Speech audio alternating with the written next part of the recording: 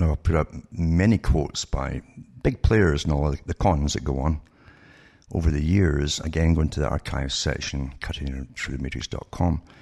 And many of these quotes were collected by their sites. It added them to their own or created their own using all these different things I'd been reading up and finding out and so on. To show that it's all been planned years in advance and it's all a big con, you see. Some of the players even explain the techniques that they use. And years ago, of course, the Minister for the Environment in Canada was called Christine Stewart years ago. And it says, no matter if the science is all phony, there are collateral environmental benefits, and climate change provides the greatest chance to bring about justice and equality in the world by spreading the cash around, you see. Maurice Strong, of course, the late Maurice Strong, the big elitist again, who believed in the scientific community, and guys like himself should run the world, and a lot you should die off as well. The guy who said that, the guy who brought in a lot of these environmental treaties that were all signed again by all your governments, and who was set up and trained by the Rockefellers, he worked at the United Nations and all, and so on and so on. And a big story behind even his genealogy is awfully fantastic. But anyway, he's a billionaire elitist, of course, because he truly believed that most of you were just superfluous and shouldn't be living. He was the primary power behind the United Nations throne, and it says, and he was a large CO2 producer. It says, and he really was a large producer himself. Isn't the only, he belched a lot of CO2. Isn't the only hope for the planet that the industrialized civilizations collapse? Isn't it our responsibility to bring that about? You begin to get the picture, folks.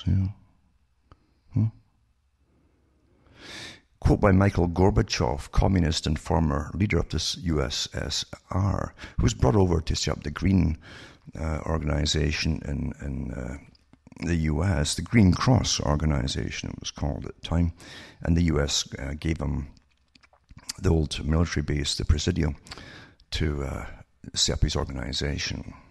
He was quite open about things.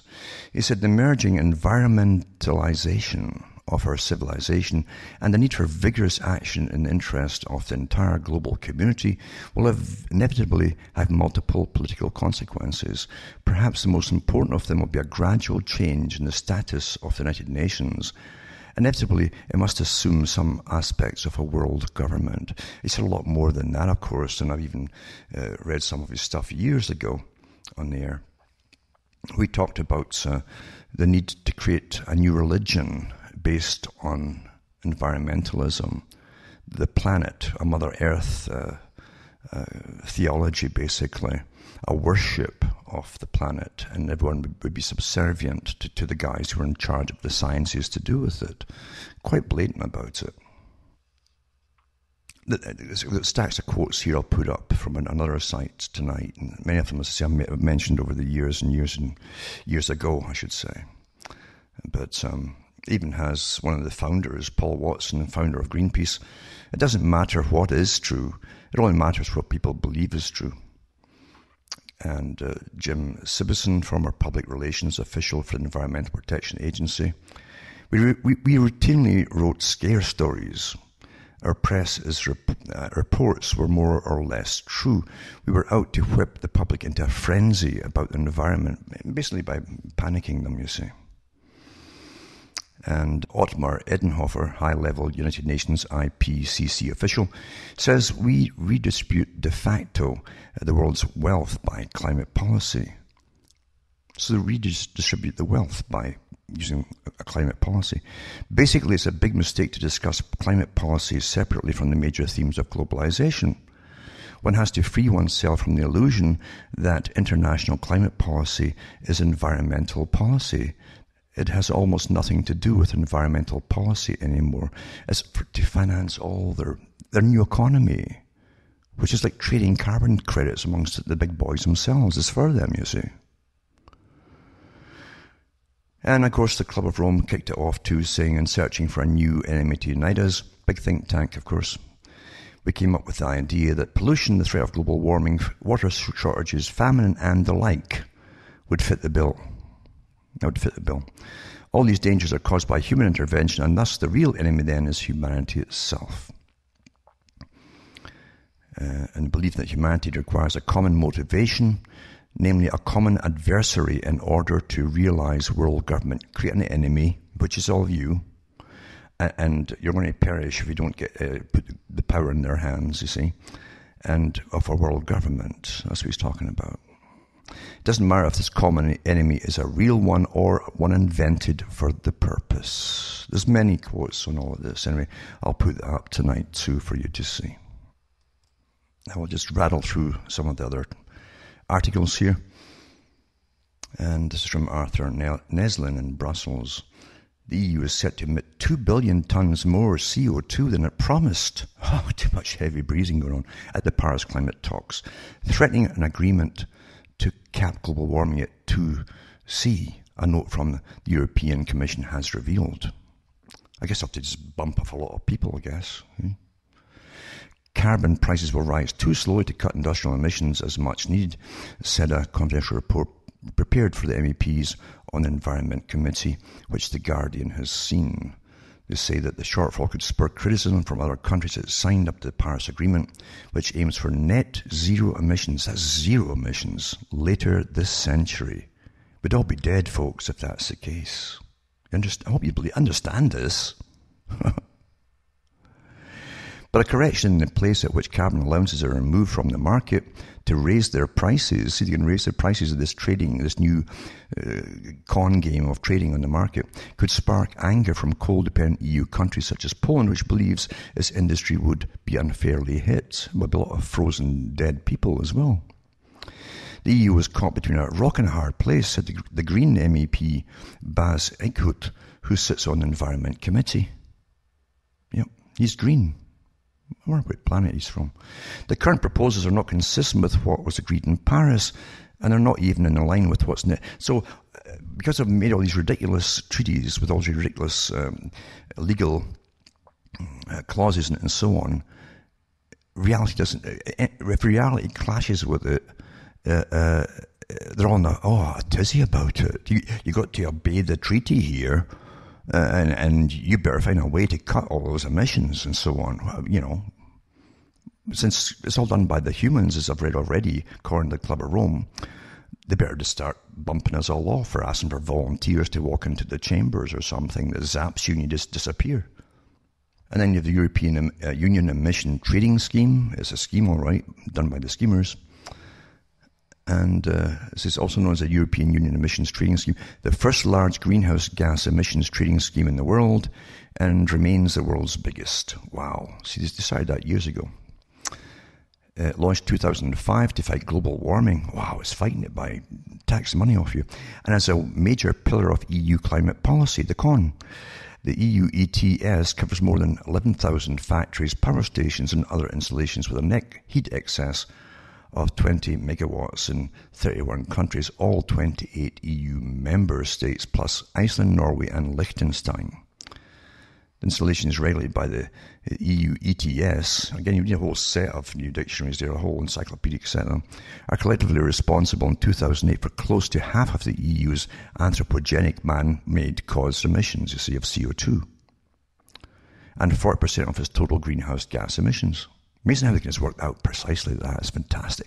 Aren't you amazed by these guys with their little pencils now, eh? The taxation of electricity producers' power stations for the emissions of CO2 has been controversial, as globally governments have refused to accept additional burden while many have repealed such schemes. Canada repealed it in 2011, but it's back again with the new Trudeau government and regime, as they call it. And then, I'm going to this one, Attorney General Loretta Lynch has considered taking legal action against climate change deniers. So once you get a PC term in that blacklists folk and all makes them feel guilty, that works for one group, you can always use it in another group. So you're a climate change denier. 10th of March 2016. So she's considered taking legal action against the climate change deniers. I thought it was done a while back by her too. The United States top lawyer told the Senate Judiciary Committee Wednesday that the Justice Department has discussed the possibility of a civil lawsuit against the fossil fuel industry. She said any information her office has received has been sent to the FBI in a bid to build a case. Her comments came as she was questioned by Democratic Senator Sheldon Whitehouse from Rhode Island. And there's a video there too if you want to look at it. And you can look that up and see, get a vision of the future. Maybe they'll give you a firing squad. I don't know what they're going to do. This one here is another one. And it's quite comical, naturally, naturally comical. It says, and this is a standard technique by the big foundations and NGOs the United Nations is using for other different things they wanted to get rid of and so on, or introduced. Standard technique. Children, it says, kids sue Obama for violating their constitutional climate change rights. Backed by an environmental group and climate activist, that nutcase, of course, James Hansen, who's well paid, I'm sure, for being a nutcase, the guy who worked at NASA. 21 kids appeared in an Oregon district court Wednesday, part of a lawsuit against President Obama for encouraging the use of fossil fuels. They also claim this is leading to increased global warming. It's a violation of their constitutional rights, similar to a suit that was filed last summer in Massachusetts, in which the judge threw out the case that children aged 8 to 19 seek to hold President Obama and various federal agencies responsible. Look, tell the parents to cut off their heating in their rooms over one winter. That's the end of that. And we'll go on to the next one here. Yeah, the feds paid $709,000 to academics who studies, and one academic, this is apparently, who studies how glaciers are sexist. Maybe it's the shape of them or something. I don't know, like the Matterhorn, that horn thing. It might, who knows? And it says, academics at the University of Oregon have determined that glaciers and the science that studies them are deeply sexist, merging feminist post-colonial science studies and feminist political ecology. The feminist glaciology framework generates robust analysis of gender, power, and epistemologies in dynamic social ecological systems. You always tell when left-wingers are writing some, thereby leading to more just and equitable science and human ice interactions, reads the paper's abstract. Research was published in the peer-reviewed journal Progress in Human Geography in January. Studies done by historian Dr. Mark Carey and some student researchers, and it was financially supported by taxpayer dollars. No kidding. Well, it always is, isn't it?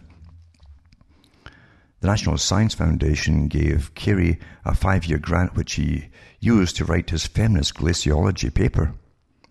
He's received $709,125 in grants from the NSF, according to his curriculum vitae. Most existing glaciological research, and hence discourse and discussions about cryospheric change, stems from information produced by men, about men, with manly characteristics and within masculinist discourses, Carey wrote. These characteristics apply to scientific discipline. And it's true enough, if you're really freezing, you start wearing trousers and long johns under them too. Anyway, beyond glaciology, there's an explicit need to uncover the role of women in the history of science and technology, while also exposing processes for excluding women from science and technology. Dear, this has got to be a joke. Oh, yeah. It's just incredible, isn't it? But again, get some academic there and claim they're a scientist and put them on TV, and you believe whatever you're told. They say it with authority, and there's other UN guys to back them up. No kidding, folks. Well, from Hamish myself from Ontario, Canada, is good night. May your God or your gods go with you.